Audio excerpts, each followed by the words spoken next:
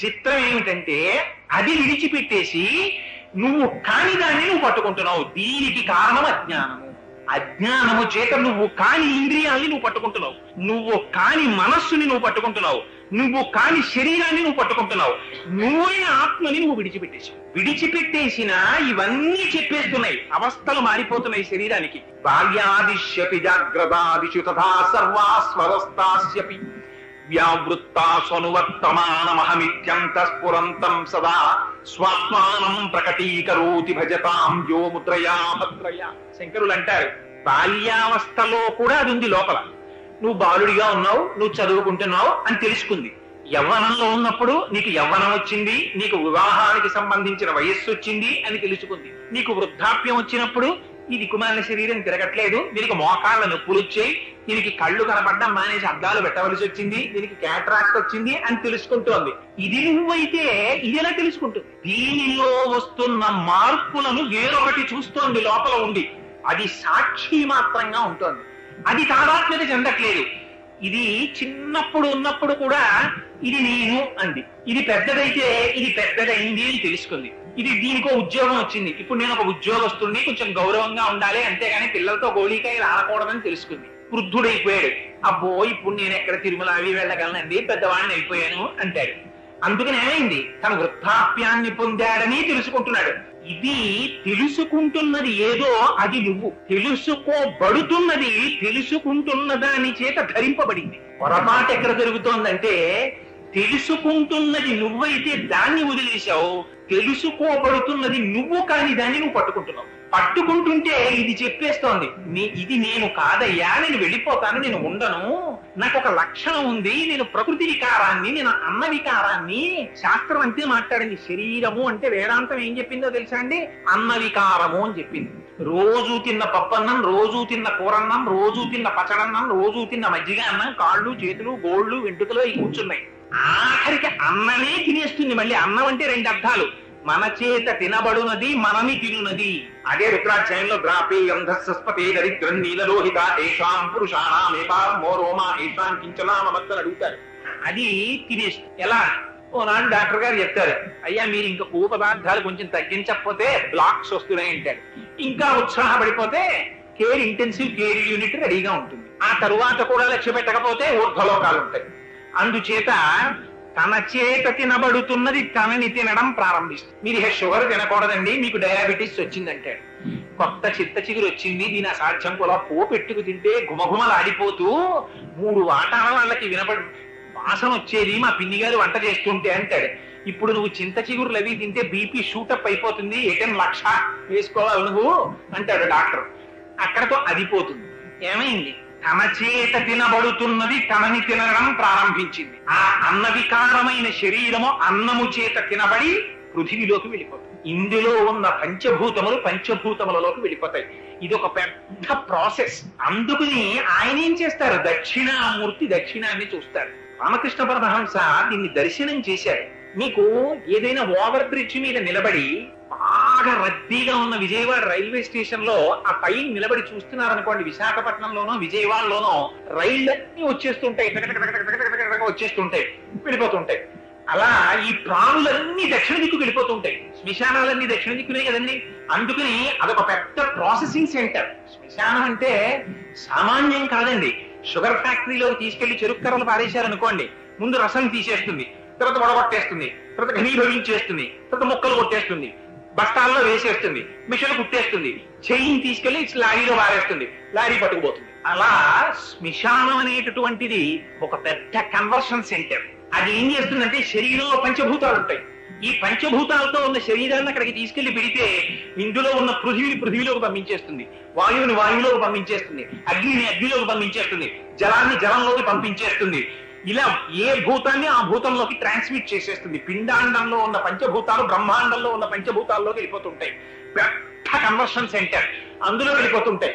అలా వెళ్ళిపోయేది ఇది. దీన్ని పట్టు కూర్చున్న వాళ్ళందరూ అటువైపు వెళ్ళిపోతుంటారు. అందుకని అటువైపుకి మేము వెళ్ళాం, మాకు ఆ శోకమోహాలతోటి జరామరణాలతోటి మాకు అక్కర్లేదు, ఇక మేము తిరిగి రాని స్థితిని పొందుతాం, మేము మళ్ళీ మళ్ళీ ఇంకొకసారి అక్కడికి వెళ్ళవలసిన అవసరం నాకు లేదు, ఇదే తుద జన్మ, ఇక ఈసారే కట్టె శ్మశానానికి ఎడుతుంది, వేరొకసారి నాకు అమ్మ కడుపులో నేను పడుకోను అన్నవాడు దక్షిణామూర్తి స్తోత్రం విని ఉత్తరముఖం చూస్తాడు. దక్షిణామూర్తి అంటే దక్షిణ అంటే సామర్థ్యం, అమూర్తి అంటే రూపం లేదు. ఆత్మకి రూపం లేదు, అమూర్తి అయి అపారమైన శక్తివంతుడైన వాడు, దక్షిణ దిక్కుని చూస్తున్నవాడు. అంటే గురువు మరణమునకు భయపడడు. ఎందుకని? జ్ఞానం ఉన్నవాడు కాబట్టి. మరణం దీనికి ఉంది, నాకు లేదంటాడు. రమణులు ఎప్పుడైనా భయపడ్డారా మరణం గురించి? ఎందుకని? నేను మరణించడమే, నాకు మరణించడానికి నాకు మరణం ఎక్కడుంది, నేను ఆత్మని, నేను శరీరం కాదనేవారు. మిగిలిన వాళ్ళు అందరూ ఏమంటారు? అమ్మ బాబోయ్, దక్షిణ దిక్కుకి తిరిగి సంధ్యావందనంలో తప్పవాడు ఫోటోకి దండం పెట్టాడు. అక్కడ యమధర్మరాజు గారు ఉంటారు దక్షిణ దిక్కున. అయ్యో పాపం వీడు రోజు దండం పెడుతున్నారని ఆయన కటాక్షిస్తే ఏం చేస్తారు? ఆయన వచ్చారు అనుకోండి, రోజు దండం పెడుతున్నావు వచ్చేసాను అన్నారు అనుకోండి, మహాప్రభుని ఆడకపోయి పెట్టానంటారు కానీ పెడతారా? వెళ్ళడు. అందుకని దక్షిణ దిక్కుకి తిరిగి నమస్కారం, దక్షిణ దిక్కుకు వెళ్ళాలన్న ఉత్సాహం లేకపోతే, మళ్ళీ మళ్ళీ పుట్టాలన్న కోరిక లేకపోతే, జనన మరణములయందు భయము లేనటువంటి గురువు జ్ఞానమూర్తి కనుక దక్షిణ దిక్కుని చూస్తూ కూర్చున్నాడు. ఆయన దగ్గర జ్ఞానాన్ని పొంది తిరిగి మళ్ళీ రావలసిన అవసరాన్ని మేము పొందవన్న వాళ్ళు గురువు గారికి అభిముఖంగా కూర్చుంటే ఉత్తరాన్ని చూస్తారు. ఉత్తరాన్నే ఉంది కైలాసం ఉంది. కైలాసం మీద ఎవరున్నారు? పరమశివుడు ఉన్నాడు. పరమశివుడి జూటం నుంచే వచ్చింది గంగ వచ్చింది. గంగ ఏం చేస్తుంది? జ్ఞానగంగ. జ్ఞానగంగ వస్తే ఏమవుతుంది? మరణ భయం పోతుంది. అందుకు నీ దిక్కు చూస్తారు, ఉత్తర దిక్కుని చూస్తారు. ఉత్తర దిక్కు ఉత్తమ దిక్కు. ఉత్తర దిక్కుని చూస్తే ఏమవుతుంది? నామరూపాత్మకమైన జగత్తునందుండేటటువంటి భ్రాంతి, భయము పోతాయి. అందుకని దక్షిణామూర్తి దక్షిణాన్ని చూస్తే, శిష్యులు ఉత్తరాన్ని చూస్తారు. చూస్తే ఆయన ఏం చేశారు? ఆత్మస్వరూపం ఇది అని నోటితో చెప్తే ఏమైంది? ఇప్పుడు లోపల ఆత్మచేత ప్రభావితమైనటువంటి మనస్సు కొన్ని మాటలను నాలుక మీదకి తీసుకొస్తే, నాలుక ఉచ్చరిస్తే అది మాటగా పైకొచ్చింది. ఆ మాట మళ్ళీ చెవిలోకి వెళ్ళింది, ఇంద్రియం దగ్గరికి వెళ్ళింది. ఇంద్రియం మనస్సు దగ్గరికి పెట్టాలి. ఈ ఇంద్రియాలు మనస్సు దేని వల్ల ప్రకాశిస్తున్నాయి? ఆత్మ వల్ల ప్రకాశిస్తున్నాయి. ఆత్మ వల్ల ప్రకాశించేటటువంటి ఇంద్రియాలు ఆత్మని తెలుసుకోగలవా? తెలుసుకోలేవు. ఇవి అందులోకి వెళ్తాయి తప్ప, నదులు సముద్రంలోకి వెళ్తాయి తప్ప, సముద్రం లేచి వచ్చి నదుల్లోకి వచ్చింది అనుకోండి ప్రళయం వస్తుంది. చెలీలికట్ట సముద్రం దాటదు.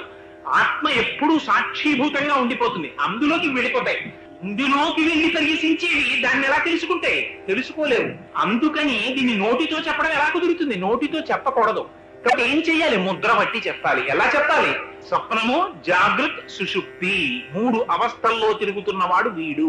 ఇప్పటి వరకు జీవుడు జీవుడు జీవుడని భయభ్రాంతుడవై, నేను జీవుణ్ణి, నాకు ఆకలి దప్పుకులున్నాయి, నాకు శోకమోహాలున్నాయి, నాకు జరామరణాలున్నాయి అని భయపడుతూ ఇలా చూపిస్తూ అది జగత్, ఇది నేను, అది వేరు, ఇది వేరు అని చెప్తున్నటువంటి ఈ స్వప్న జాగ్రత్త సుషుప్తులను అనుభవిస్తున్నవాడు, సత్వ రజస్తమో గుణములను అనుభవిస్తున్నవాడు, ఈ 3ంటిని అనుభవిస్తున్నటువంటి జీవుడు తాను పరమాత్మని అని తెలుసుకుంటే, ఈ స్వప్నములకు, ఈ జాగ్రత్తకు, ఈ సుషుప్తికి తాను సాక్షి మాత్రం అయిపోతాడు. అప్పుడు ఏమైపోయాడు? జీవుడు బ్రహ్మమైపోయాడు. బ్రహ్మమైపోతే జీవ బ్రహ్మైక్య సిద్ధి కలిగింది. ఇది పూర్ణమిదం పూర్ణమేవావశిష్యతే. ఇది పూర్ణమైనటువంటి జ్ఞానం. ఇప్పుడు ఏమయ్యాడు? జీవుడు లేడు, వంగిపోయి బ్రహ్మములో కలిసిపోయాడు. ఇది జీవ బ్రహ్మైక్య సిద్ధి అన్నారు. ఇది ఉపాసన అన్నారు. ఇలా కలిగితే తాను సాక్షిగా ఉంటాడు. తను సాక్షిగా ఉంటే ఏమవుతుంది? మనస్సుకి తాను సాక్షి. మనస్సు ఏం చేస్తుంది? ఇది సుఖం అంటుంది, ఓహో సుఖమా అంటాడు. ఇది దుఃఖం అంటుంది, దుఃఖమా అంటాడంటే తను నిర్లిప్తం. ఏకాకి నిస్పృహ శాంత చింతాసూయా వివర్జిత బాల్య భావేన యో భాతి బ్రహ్మజ్ఞానీ స ఉచ్యతే అన్నారు గురుగీత. ఆయన ఏకాకి, ఆయన ఏమి లేదు, ఈ ప్రపంచం అంతా ఆయనకి కనపడదు, ఈ సూపర్ ఇంపోజిషన్ లేదు. జ్ఞాననేత్రం చేత దేన్ని చూస్తుంటాడు అంటే, ఏమండి మరి అంతా బ్రహ్మ అన్నారు కదా, అంతా బ్రహ్మమైనప్పుడు గోడా బ్రహ్మం, నేను బ్రహ్మం, గోడని గుద్దుకుంటే ఏమవుతుందండి? వితర్కం. జ్ఞాననేత్రం చేత తిరస్కరిస్తారు. ఇదే దంతి దారువు అన్నారు శంకరాచార్యుల వారు. తండ్రి ఇంట్లో ఉన్నాడు, కొడుకు ఒక ఏనుగుని పట్టుకొచ్చాడు పరిగెత్తుకుంటూ. నాన్నగారు ఏనుగుని పట్టుకొచ్చానన్నాడు. తండ్రి అన్నాడు, అది దారువు అన్నాడు. అది కుయ్యరా అన్నాడు. కొడుకు అన్నాడు, కాదది దంతి అన్నాడు. దంతి అంటే ఏనుగు. ఇది ఏనుగండి అన్నాడు. ఎందుకన్నాడు? నామము చేత రూపము చేత తాదాత్మ్యత చెందాడు. అచ్చు ఏనుగులా మలిచారు దాన్ని చూసి ఏనుగు అంటున్నాడు. కానీ అది ఏనుగా ఏనుగు కాదు, ఏనుగుగా కనపడుతున్నటువంటి దాని లోపల ఉన్నది కొయ్య. కొయ్యని జ్ఞాననేత్రం చేత చూస్తున్నాడు తండ్రి. అంతేగాని ఇది కొయ్యే ఏనుగు కాదన్నాడు అనుకోండి, చూసిన వాళ్ళందరూ పిచ్చాడి అని అంటారు. అందుకని జ్ఞాననేత్రం చేత ఇది నామము చేత రూపము చేత దంతి తప్ప ఇది దారు అని తెలుసుకుంటాడు. జ్ఞానము చేత ఇది బ్రహ్మమని తెలుసుకుంటాడు. బ్రహ్మము ఉంది కాబట్టి జగత్తు కనపడుతోంది, బ్రహ్మము లేకపోతే జగత్తు కనపడదు. ఇదో విచిత్రం. మీకు బంగారం ఉందనుకోండి, మీ ఇష్టం, గాజులు చేయించుకోండి, చెవులకు చేయించుకోండి, లేకపోతే ఏదో గొలుసులు చేయించుకోండి, ఎన్నైనా చేయించుకోండి. కంసాలి వాడు చూసేటటువంటిది మాత్రం ఈ నామరూపాలతో ఆయనకి సంబంధం ఉండదు. అమ్మా అంటే ఇంత పెద్ద గొలుసు చేయండి, ఇంత లావునన్నారు అనుకోండి, అలాగే చేసేస్తాను అన్నాడు కంసాలి. ఆయన ఏమంటాడు, తప్పకుండానమ్మా 6 తులాలు ఎట్టుకుంటే బ్రహ్మాండంగా ఉంటుందంటాడు. ఈ talks in terms of weight of gold. బంగారము యొక్క వెయిట్ తో ఆయన మాట్లాడతాడు. మీరు దేంతో మాట్లాడతారు? నామరూపములతో మీరు మాట్లాడతారు. నాకు గాజులు కావాలండి, నాకు గొలుసు కావాలండి, ఆయనకి ఏదైనా అవుతాయని బంగారాన్ని చేస్తారంతే. మీరు ఎంత తాదాత్మ్యత చెందితే ఆయన అంత ఎక్కువ క్యాష్ సంపాదించుకోవచ్చు. దానికి చిలుకులు మెలుకులు మెరుపులు తడుకులు ఎన్ని పెట్టమంటే అంత ఎక్కువ డబ్బు మజూరి. లోపల ఉన్నది ఏం చూస్తుంటాడు? బంగారము చూస్తుంటాడు. కంసాలి దగ్గరికి తీసుకెళ్లి మీరు గొలుసు ఇచ్చారనుకోండి, గొలుసు చాలా బాగుందమ్మా, ఇది పొడుగు ఎక్కువ, దీనికి డబ్బిస్తానండవు. దాన్ని తీసుకెళ్లి ఖాతాలో పెట్టి గాజు తలుపులు వేసేసి ఇలా నొక్కి దాని వెయిట్ కి క్యాలిక్యులేట్ చేస్తాడు. అంటే నగని చూస్తున్నాడా, నగ లోపల బంగారం చూస్తున్నాడా? నగని చూడటం లేదు, నగ లోపల బంగారం చూస్తున్నాడు. మీరేం చూస్తున్నారు? గొలుసు చూస్తున్నారు, దాన్ని చెరిపించి గాజు చేసుకుంటున్నారు. మీరు నామరూపాలని చూస్తున్నారు, కంసాలి లోపల ఉన్న బంగారాన్ని చూస్తున్నాడు. ఆ బంగారం ఉంటే మీకు గాజు వస్తుంది, గొలుసు వస్తుంది. గాజు గొలుసు లేవనుకోండి, బంగారం ఉంటుంది. చిరిపించి ముద్ద చేసి ఇంట్లో పెట్టుకున్న బంగారమే. అది గొలుసు కాదు కదండి, వీళ్ళు పారేస్తా ఉంటారా? అమ్మో అది బంగారం అండి, ఇంట్లో పెట్టుకుంటారు ముద్ద, అది గాజు కాదు, అయినా సరే లోపల దాచుకుంటారు. ఎందుకని అది బంగారం. ఇప్పుడు బంగారం లేదు, గొలుసు తీసుకురండి, తీసుకురాలేరు. బంగారం ఇవ్వకుండా గాజు తిండి తేలేరు. నామము రూపము గొలుసు గాజు లేకపోయినా బంగారం ఉంది. బంగారం లేకుండా గొలుసు గాజు వస్తాయా? బ్రహ్మము లేకపోతే జగత్తుని మీరు చూపించగలరా? చూపించలేరు. జగత్తుగా లేకపోయినా బ్రహ్మముగా జ్ఞాని గుర్తిస్తుంటాడు. ఇది శంకరుల సిద్ధాంతం. అందుకని ఉన్నదేంటి? ఏకం సత్ ఏకమేవా అద్వితీయం బ్రహ్మ. ఉన్నది బ్రహ్మం ఒక్కటే.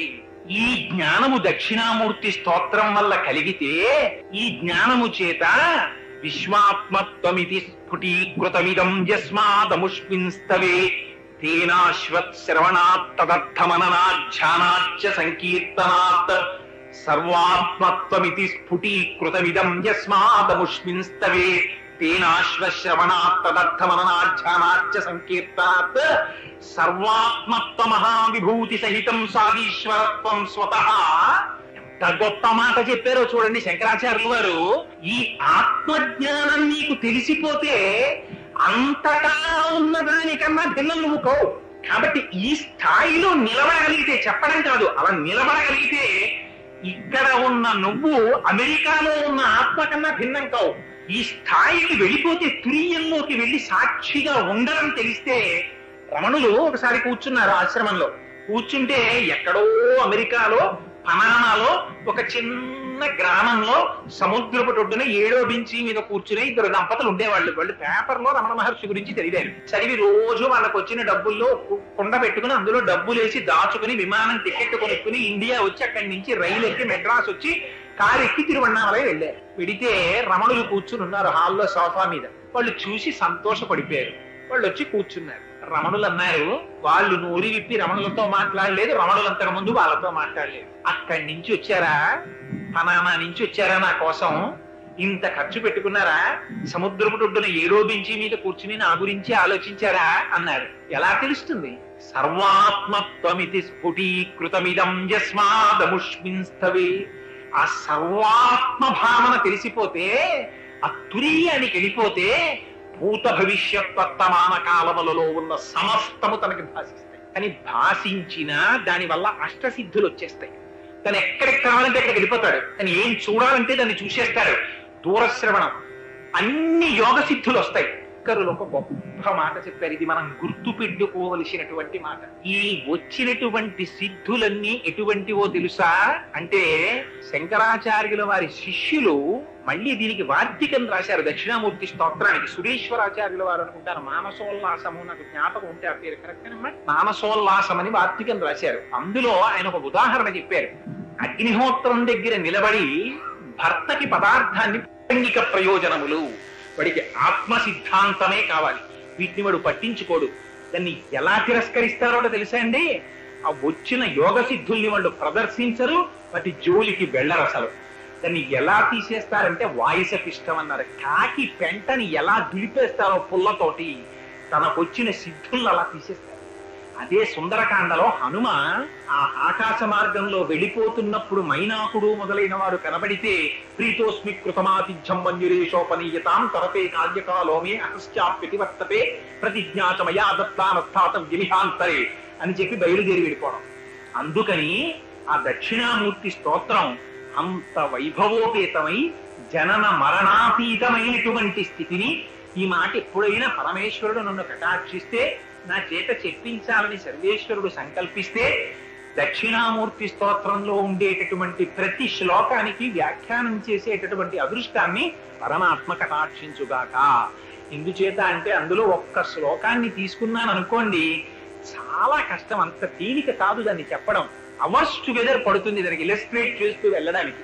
ఎందుకంటే శంకరులు పెద్ద పెద్ద స్టేట్మెంట్స్ ఇస్తారు. తీసుకొచ్చి ఎంత గొప్ప స్టేట్మెంట్స్ ఇస్తారంటే, మీకు మొట్టమొదటి శ్లోకంలోనే విశ్వందర్పణ దృశ్యమాన నగరీ తుల్యం నిజాంతర్గతం అంటారు. అద్దంలో జగత్ ప్రతిబింబంగా కనపడినట్టు జగత్తు నీలో ఉంది, కానీ జగత్తులో నువ్వు లేవు. ఎవరు ఒప్పుకుంటారండి? నేను జగత్తులో లేనండి, జగత్తు నాలో ఉందంటే ఒప్పుకుంటారా? ఇక ఇప్పుడు దీన్ని సబ్స్టాన్షియేట్ చేస్తారు. చేసి ఇంకా శ్లోకాన్ని తీసుకెడుతుంటే అదొక గొప్ప తన్మయావస్థ, పరమసత్యాన్ని ఆవిష్కరిస్తారు. ఇది చూపించి నేనంటాం, ప్రాణం నేనంటాం, ఇంద్రియాలు నేనంటాం, వీటిని తిరస్కరిస్తారు. దేహం ప్రాణమపీంద్రియత్యపి చలాం బుద్ధించ శూన్యం విదు స్త్రీ బాలాంధజడోపమాస్త్వహమితి భ్రాంతా భృశం వాదినః మాయాశక్తి విలాస కల్పిత మహావ్యామోహ సంహారిణి తస్మై శ్రీ గురుమూర్తయే నమగిదం శ్రీ దక్షిణామూర్తయే అంటారు. అద్భుతమైనటువంటి ఈ స్తోత్రాన్ని కేవలం ఆ శ్లోకములను విన్నా, ఆ దక్షిణామూర్తిని దర్శనం చేసిన, మళ్ళీ దక్షిణామూర్తి స్తోత్రంలో ఉన్న గొప్పతనం ఏమిటంటే నిరాకార బ్రహ్మాన్ని వర్ణిస్తూ సాకార బ్రహ్మాన్ని కూడా చెప్తారు. అందుకే భూరంభాంశనలో నిలోంబర మహార్నాథో హిమాంసు పుమాన్ ఇత్యాభాతి చరాచరాత్మకమిదం యస్యైవ మూర్త్యస్తకం నాణ్య కించన విద్యతే విమృశతాం యస్మాత్ పరస్మాత్ విభూ తస్మై శ్రీ గురుమూర్తయే నమగిదం శ్రీ దక్షిణామూర్తయే అంటారు. ఏమి స్తోత్రం అండి నిజంగా! అది మనస్సులో తలుచుకుంటుంటే మీరు నడుస్తూ ఉండండి, కూర్చోండి, రైలెక్కండి, ఏం చెయ్యండి, ఆ దక్షిణామూర్తి స్తోత్రం ఒక్కసారి మనస్సులో తిరుగుతుంటే ఎంత ఆనందంగా ఉంటుందో తెలుసా అండి. నిజంగా తెర తీసేసి ఉన్న వస్తువుని ఉన్నట్టు చూపించినట్టు చూపించేస్తారు దక్షిణామూర్తి స్తోత్రంలో. ఇచ్చాడా, నువ్వు శరీరం కాదురా, నువ్వు ఇంద్రియాలు కాదురా, నువ్వు ప్రాణం కాదురా, లోపల ఉన్న ఆత్మ నువ్వు.